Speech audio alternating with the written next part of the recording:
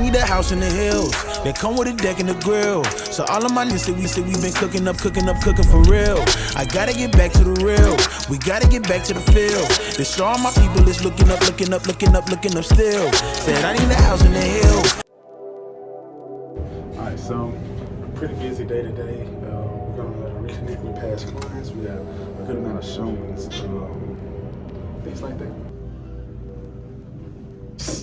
The first thing we're doing today is we're going to reconnect with old clients. It's the start of the year, and the best way to do that, just to where it's not just a random text or random email, is to update my old clients on the value of their houses. What I typically do is I write down all my clients, I go down a checklist of just each of them, and I make a CMA on each of the houses and give them an update of how their property value has increased. The good thing about that is that all property values have increased right now. So it's always a good news. If their property value has decreased a lot or something like that, I probably won't send it to them. I may just find a different way to connect with them. But typically right now, all property value is at least holding steady, if not going up a whole lot. Hopefully, if they have anybody who's looking to buy a house or whatever, they'll give me a name and a number, or give them my name and number, bring it up to me. Or if they want to list their house or thinking about listing their house, this is a way to stay in touch with them. So I'm gonna do that now. Then I have a good amount of showings to prep for, and I'll show you guys how I prep for showings too. All right, now the first one I'm doing is a house I sold at the end of 2020. 2020? Yeah, man, time is going fast. It's a house I sold at the end of 2020. They actually got this house under $300,000, and the average range it would appraise in now, if the house is in just a decent shape, just average upgrades, basically middle of the line along with the houses in the area with it, it'll be around a 335. I know they have done a good amount of upgrades since then, so it's probably on this higher end of 358. So likely, if they were to sell today, it would appraise between a 345 and 358, if not higher. So that's 1 year time of owning this house. They're already up between like $35,000 and $55,000 or more. So that's great. I'll give them an email of this and like a text message just to make it a little more personal and to be able to start a conversation if needed.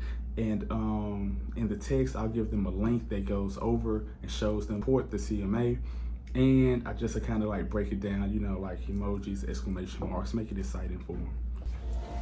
Get out of here because I'm supposed to be there. I'm actually running a little behind versus when I wanted to leave. Leaving a little late. The internet was going pretty slow. Have my paperwork. I never show up to a showing empty-handed, so I always bring my paperwork. Wow. Get over here. It's called a blinker for a reason, man. Use your blinker.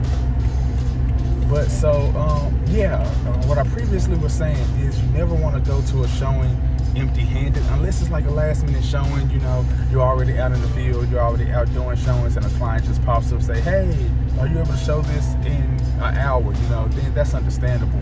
But if it's a showing that was planned the day before or planned early that morning, you do want to take a bit of information with you. What I normally take is a property flyer, and I normally take the MLS sheet. The MLS sheet has a lot of detailed information on there as far as what's the build of the house, the amenities, like HOA fees, the square footage, the size of the rooms, the appliances included, and things like that are on the details, the really detailed information on the MLS sheet. Then I also would take a property flyer. The flyer is really basic, just has your basic information on there, the square footage of the house, the build year, bedroom, bathroom.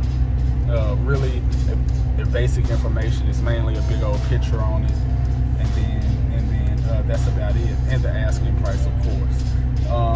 The property flyer is made in just like RPR. That's a software the MLS provides us.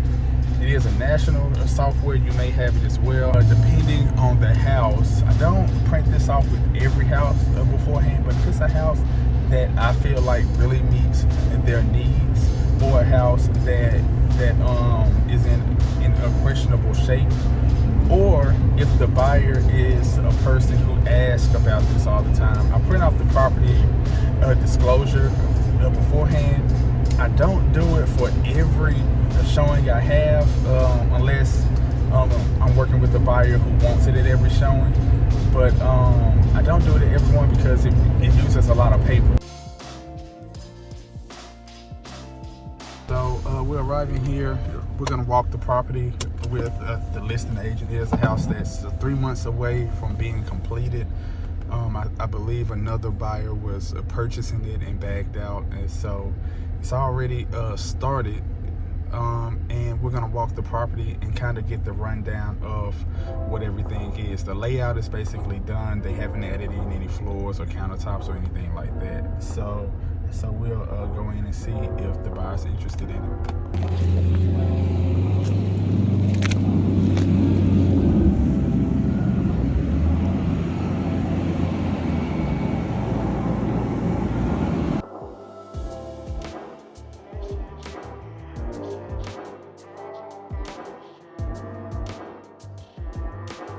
Alright, the showing went pretty well. This was a new construction showing.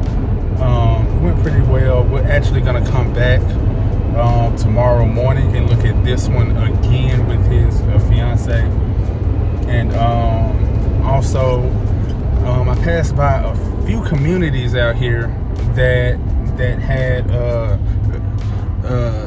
new construction signs that's not listed in the MLS. I'm gonna reach out to those builders and find out if they have anything else in the works, and try to get an appointment with those, just to give my guy options. So now it's lunchtime. Two things I need to do now. I need to grab lunch because doing this last appointment, my stomach was growling, and like I kept on having to speak loud in order to cover it up and everything. So heading back to Memphis, the Bartlett area, is about a 40-minute drive. I'm gonna grab lunch, and then I need to go by and check on a new construction house that I have, because I go by there and take pictures and give my clients the pictures or video every Friday, and today is the Friday. So I'm gonna go by there. That house is still 6 months away from being completed. So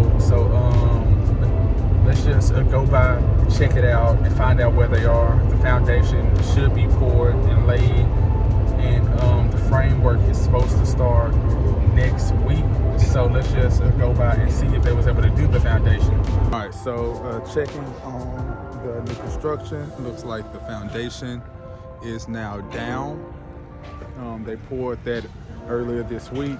It looks like they're starting to dig for the plumbing and everything like that, which is a good sign.